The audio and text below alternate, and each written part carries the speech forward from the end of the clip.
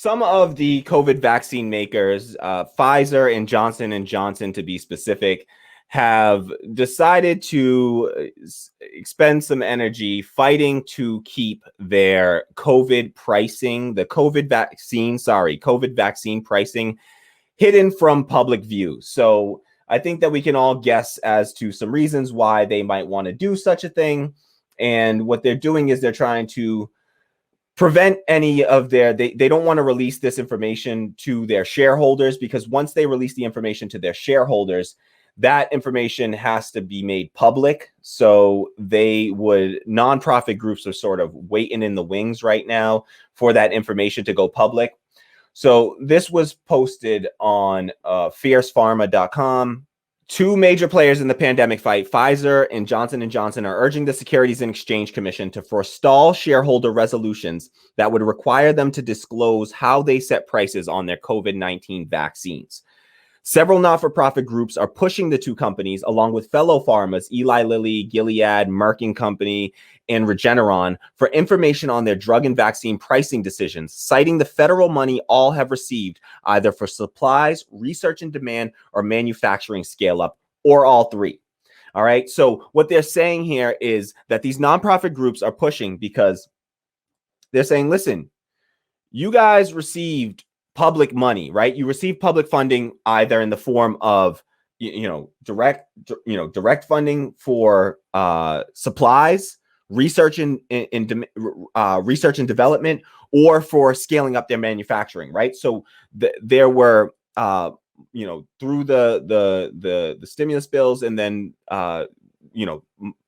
funding was offered to these companies, not to mention the research that they relied on was research and development from public universities, right? So this is public money, by and large, taking on. This is a prime example of where corporations under capitalism, what they like to do is to privatize the gains and socialize the losses. They also like to privatize the rewards, socialize all the risk. What they're relying on it wasn't profitable to any capitalist corporation to do research on coronavirus, which we've lived with for and have known about for a long time now. I mean, years back, there was a Pentagon study in 2017, that said that, these novel coronaviruses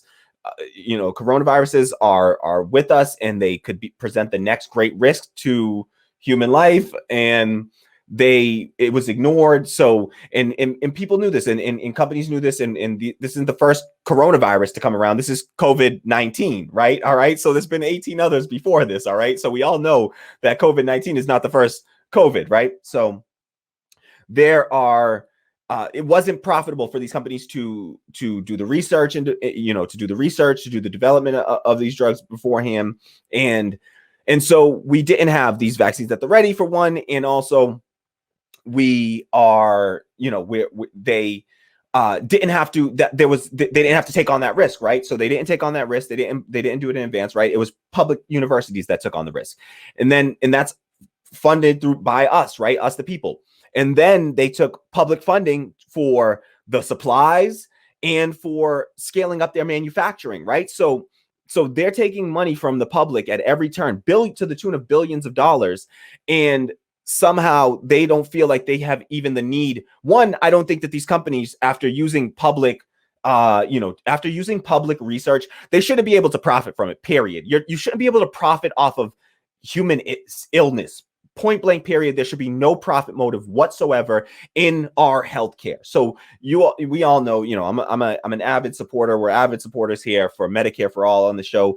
We do not believe in a profit motive in the healthcare system.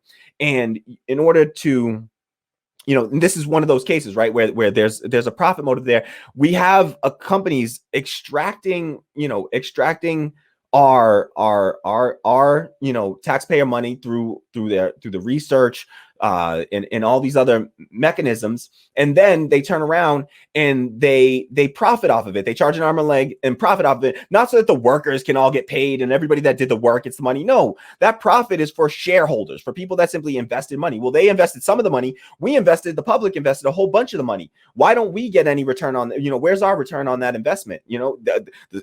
Those investors, I take it, are also susceptible to to coronavirus. I don't think they're immune from coronavirus. They also need that vaccine, right? So why is it that some gets a profit financially off of it, but all the rest of us, we all have to pay in, but we don't receive any of that, any of those profits, right? So this is just a case of a a capitalist corporation who love to talk about free market capitalism, right? But how is this free market capitalism? We went in there, we gave them money, we gave them funding, and now they're able to turn around and not even have to tell us how much why they're pricing their vaccines the way that they're pricing them. So that should be unacceptable. And unfortunately, this is an acceptable practice in this country, and just wanted to call some attention to it. Now, we know that they were, like we said, they've received billions of dollars in funding. Pfizer is expected to make about $15 billion off of the coronavirus vaccine in the coming year. Moderna is expected to make about $12 billion off of the vaccine. One report had it at least $9 billion.